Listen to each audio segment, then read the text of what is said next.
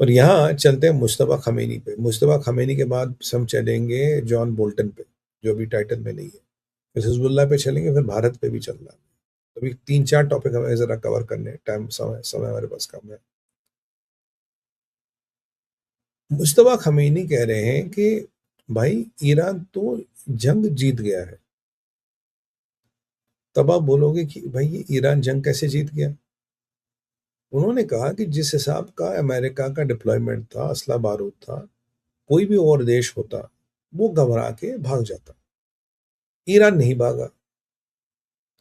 भाई जिहादी तो कभी हारता नहीं ना। जिहादी का तो लॉजिक है, अभी तो मैं जिहाद कर रहा हूँ, फिर मैं जन्नत निकल जाऊंगा। तो हारा कब मैं? अब आप बोलोगे मैंने जिहादी को मार दिया, करे वो तो जन्नत निकल गया, मारा थोड़ी ना तुमने उसको।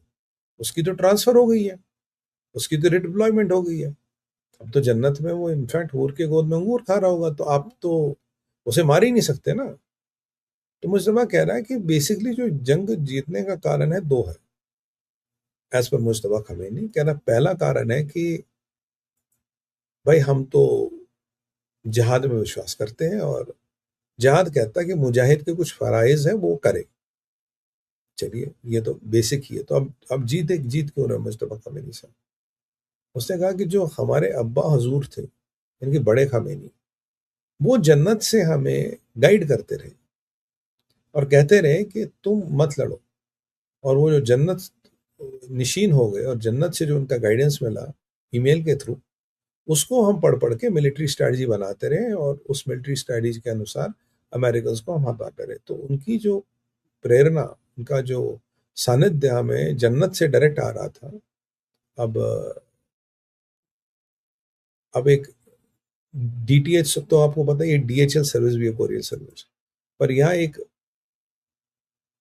आरएचएल है, मतलब रूहानी कोरियर सर्विस। तो रूहानी कोरियर सर्विस से हमें संदेश मिल रहा था, और उसके अकॉर्डिंग हमने मिलिट्री स्ट्रैटेजी और मिलिट्री डिसीजन लिए। और भाई हमें लगता है कि वो बहुत बड़े काम आए। जबकि ट्रम्प ने कल बड़ी अच्छी बात बोली, मेरा मेरा मुस्तफा से मिलने का बड़ा मन है। बोला ट्रम्प साहब आपको मुस्तफा खमेनी से क्यों मिलना है? कह रहा आई वांट टू से हाउ यू आर डूइंग। कह रहा क्यों? कह रहा पता नहीं ना, उसके कुछ पार्ट्स मिसिंग है बॉडी के। आँख, कान, नाक, टांग, पता नहीं क्या क्या मिसिंग है। जरा वो भी पता लीजिएगा क्या क्या स्पेयर पार्ट मिसिंग है उसके। मुश्तबा खमेनी कह रहे बड़े खमेनी से प्रेरित होकर हमने ये किया। अब दूसरा भी मुश्तबा का कह रहा है, कह रहा देखो हम जीते इसलिए भी है कि अभी भी पूरे इस्लामिक उम्मत में कोई ऐसा देश नहीं जो अमेरिका का मुकाबला कर सके। हमने अमेरिका का मुकाबला किया। आज अमेरिका हमसे सीज फायर की भीख मांग रहा है। ये तो हमारी जीत है। भाई हम, मतलब इन वे वो कह रहा है हम अमेरिका को तो हरा तो सकते नहीं मिलिट्रीली। अगर हमने मुकाबला किया और अगर हम सीज फायर की बातें करें, माशाल्लाह यही बहुत बड़ी बड़ी जीत है। इसके आगे जीत का क्या करोगे करके? बाकी मुजाहिद तो कभी हारते ही नहीं। हम तो जन्नत, जहाद से सीधा जन्नत। तो इसलिए हम जीत चुके हैं। और आज फरिश्ते जन्नत के खुश हो रहे हैं हम पे कि ईरान आखिर कैसे लड़ा। भाई यहाँ तो हूर, जन्नत, जहाद और फरिश्ते और रूहानी कोरियर सर्विस, तो आज 4-5 नई चीजें मार्केट में आई हैं। तो मैंने कहा इन सब चीजों के बारे में आपको थोड़ा ज्ञान दूं। मैंने भी थोड़ी ज्ञान वृद्धि की है, मेरे को नहीं पता थी। तो आपकी भी थोड़ी ज्ञान वृद्धि हो जाएगी। तो ये नए चीजें मार्केट में। तो मुस्तफा खमेनी क्यों जीता और ईरान क्यों जीत रहा, शायद आपके तार्किक दिमाग को ये समझ नहीं आ रहा था, मेरे भी नहीं आ रहा। बट अब इनकी रूहानी बातें सुन के मेरा दिल नूरानी हो गया है। तो आपका भी हो ही गया होगा। मुस्तफा की रूहानी बातें सुन के हमारा दिल नूरानी हो गया। माशाअल्लाह, क्या बात है। देखिए इसे कहते हैं जिहादी का जन्नत। I mean, I don't know what to say. You must be laughing your lungs out, but I don't know what to say. This is what it is. अब चलते हैं साहब जॉन बोल्टन पे। जॉन बोल्टन ने क्या कांड किया? John Bolton पे केस लगा था। जॉन बोल्टन पे ये माना जाता है कि उन्होंने काफी पेपर अमेरिका के निकाले थे, घर लाए थे। अमेरिका में रूल ये है कि जो क्लासिफाइड डॉक्यूमेंट्स है they can not leave the office. इन्होंने डॉक्यूमेंट्स की फोटोकॉपियां बनाई थी और घर में स्टोर की थी। इनके घर पे जो रेड हुई, तो इसमें कुछ पेपर मिले। तब मैंने कहा था कि मुझे लगता है ट्रंप इसके खिलाफ विंडिक्टिव हो रहा है, क्योंकि इसने ट्रंप को अपोज किया और ट्रंप विंडिक्टिव आदमी है। ट्रंप विंडिक्टिव है, ट्रंप का अपोज भी इसने किया था। पर जो आज तथ्य अमेरिका से सामने आ रहे हैं, लगता है ये प्लीडेड गिल्टी। और कुछ अमेरिका की राष्ट्रीय सुरक्षा के पेपर किसी होस्टाइल मुल्क को बेचे गए $2 मिलियन, मात्र $2 मिलियन।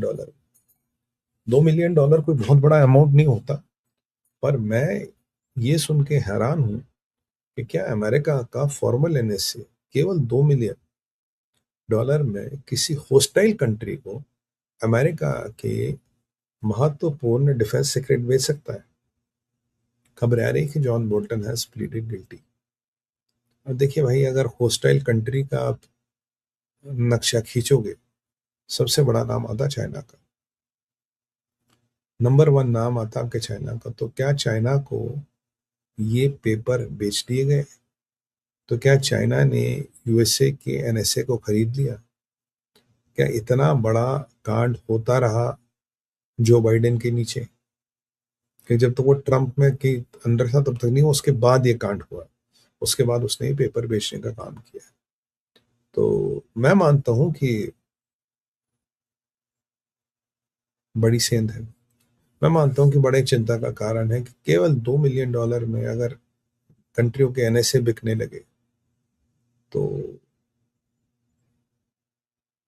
चीजें बहुत खराब है।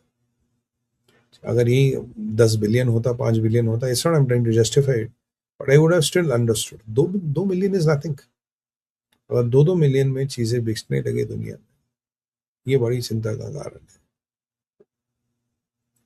और आप में से कुछ लोग मुझे एक प्रश्न पूछते थे हमेशा, सुमित भाई, ये जो अमेरिकन यूनिवर्सिटीज है यहाँ, ये पैलेस्टीन ब्रिगेड कहाँ से पहुंचा?